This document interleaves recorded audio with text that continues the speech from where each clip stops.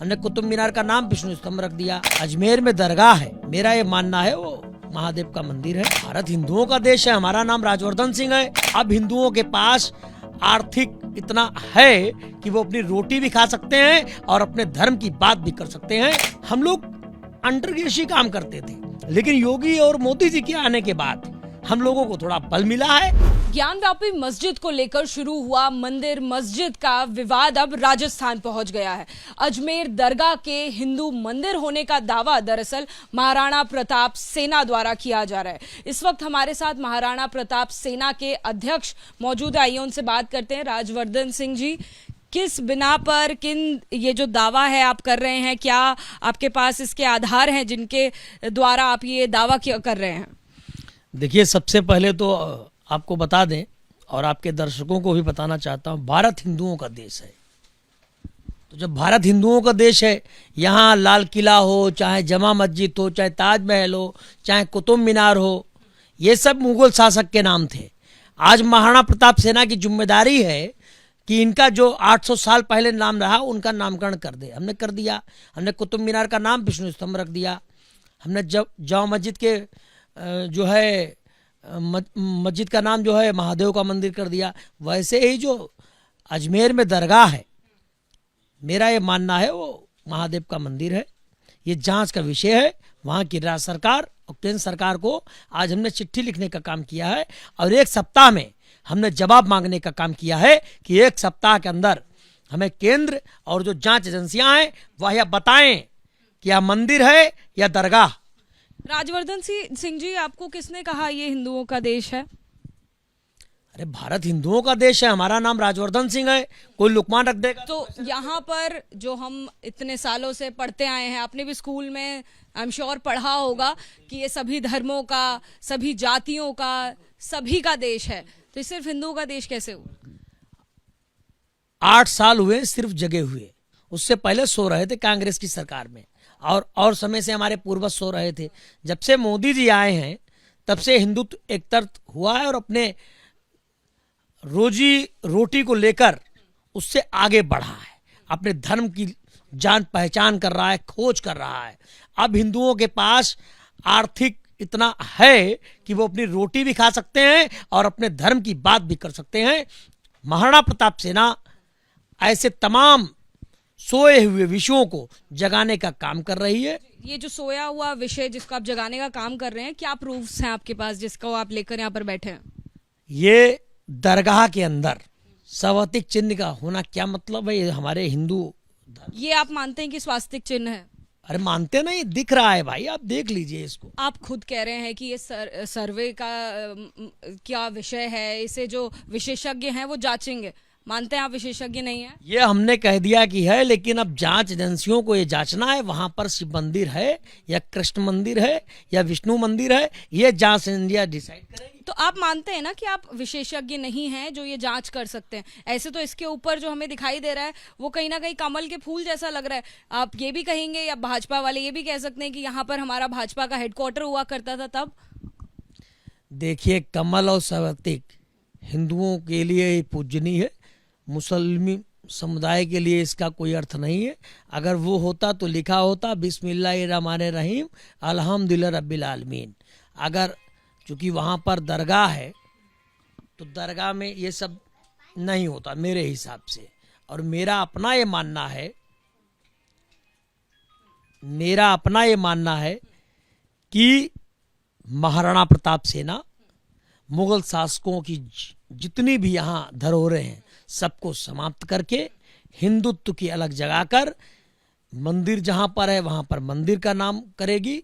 और ऐसे जितने भी विषय आने वाले समय में आएंगे वो महाराणा प्रताप सेना लाने का काम। या फिर आप लोग बहती गंगा में हाथ धोने की कोशिश कर रहे हैं? समझ आ रहा है कि इससे आपको लाइमलाइट मिल सकती है, सुबह से आप इंटरव्यूज दे रहे हैं, ज्यादा कवरेज मिल सकती है, इसलिए ऐसे मुद्दे उठाएंगे तो महाराणा प्रताप सेना भी कुछ लाइमलाइट में आएगी, आपको भी उसका फायदा मिलेगा जो शायद इतने सालों में नहीं मिल पाया।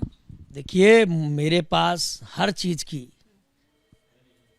उपलब्धता है।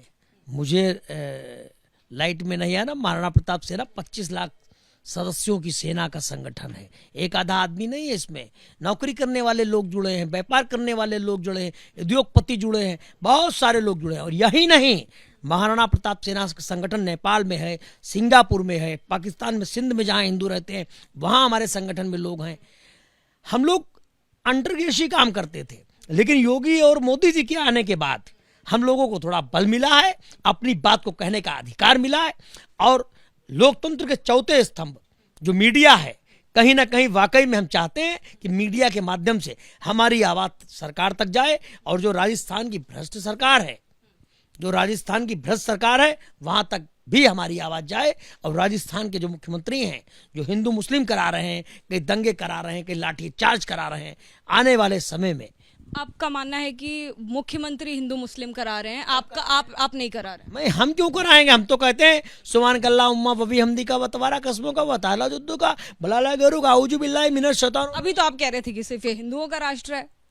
भारत हिंदुओं का देश है। फजर, जोहर, असर, मकरीब, ईसा इसी देश में पढ़ी जाती है। इसी देश में मोहम्मद लुकमान और राजा दीन बहादुर साथ में खाना खाते हैं। ये वही देश है। मानते हैं ना, सेक्युलरिज्म में विश्वास है आपका? एकदम विश्वास है, लेकिन अब ये भी विश्वास नहीं कि भाई मेरे घर को आप जो है ईदगाह और आपकी जो सेना है, महाराणा प्रताप सेना, ये कब से अस्तित्व में आई है? 2014 में इसको हमने बनाया था। बहुत बड़े बड़े लोगों का आशीर्वाद हमें मिला, तब इस सेना का गठन हुआ। और 2019 में हमने इसका रजिस्ट्रेशन कराया। दरगाह के बारे में आपको जानकारी है? वो कितनी पुरानी दरगाह है? मैं आज तक दरगाह पे नहीं गया, क्योंकि कहते हैं कुरान और हदीस में, अस्सलाम वालेकुम रहमतुल्लाह अलैहिम, ए अल्लाह ये तेरे नेक बंदे हैं, ये तू जान। क्योंकि मैंने कुरान को पढ़ा है, मैंने इतिहास को पढ़ा है, इसलिए मैं ये फालतू की बातें नहीं करता। जी, आप फालतू की बात नहीं करते। 2014 से आपकी जो सेना है वो अस्तित्व में आई है। ये कहा जा रहा है, जो विशेषज्ञ हैं, जो इतिहासकारक हैं, जो लंबे समय से काम करते रहे हैं, उनका ये मानना है कि दरगाह का इतिहास 900 साल पुराना है। अब जो सेना 2014 में आई है, वो 900 साल पुरानी दरगाह के बारे में इतना कैसे जानती है जो बाकी लोग नहीं जानते? महाराणा प्रताप सेना का संस्थापक होने के नाते मेरी उम्र 38 वर्ष है और मैं एक हिंदू हूं। ये हमारी आस्था का विषय है। इसीलिए आज हमने राष्ट्रपति महोदय जी को, भारत सरकार के पर्यटन मंत्री आदरणीय जय किशन रेड्डी जी को, भारत सरकार के मंत्री अर्जुन मेघवाल जी को, भारत सरकार की मंत्री आदरणीय मीनाक्षी लेखी जी को, राजस्थान के मुख्यमंत्री गहलोत जी को और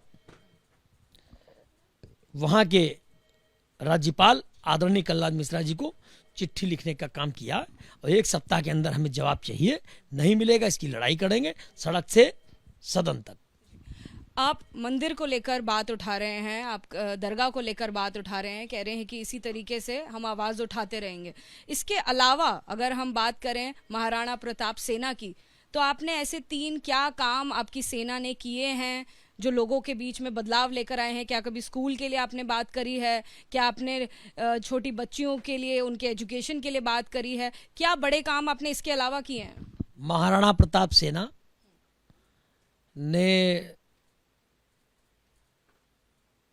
उत्तर प्रदेश में, बिहार में बहुत से लोगों को परशुराम जी की नीतियाँ, महाराणा प्रताप जी की नीतियाँ, पृथ्वीराज जी की नीतियों को बताने का काम किया है। कभी स्कूल के लिए आपने बात नहीं बढ़ाई? कभी कोई स्कूल खुलने के लिए सोचा नहीं? देखिए, स्कूल खुले हुए हैं, हमें ये बताना है अपनी आने वाली जनरेशन को, पीढ़ी को, कि महाराणा प्रताप कौन थे, अहिल्याबाई होलकर कौन थी, हमें इनके बारे में बताना है। जैसे दिल्ली में आप अकबर रोड देखती हैं। स्कूल आपको लगता है कि बहुत फालतू का काम है? नहीं, स्कूल शिक्षा का काम है, लेकिन ये भी शिक्षा देना जरूरी है कि अकबर कौन। धार्मिक शिक्षा आपके लिए ज्यादा महत्व रखती है? अरे एकदम महत्व रखती है, क्यों नहीं महत्व रखती है। कि बच्चा स्कूल जाएगा मात्र 1 वर्ष की आयु से लेकर 20 वर्ष की आयु तक, उसके बाद तो उसको समाज में रहना है। तो समाज का जानना जरूरी है कि अकबर महान था कि महाराणा प्रताप महान थे, शाहजहां महान थे कि भगवान परशुराम महान थे, हुमायूं महान था कि अहिल्याबाई होलकर जी महान थी। और कुतुब मीनार कहाँ से आई? मैं तो कहता हूँ सूर्य स्तंभ है वो। मैं कहता हूँ जामा मस्जिद नहीं, वो मंदिर है। ताजमहल में मैं 30 मई को शिव चालीसा करने अपने 1 लाख समर्थकों के साथ जा रहा हूँ, शिव चालीसा करने।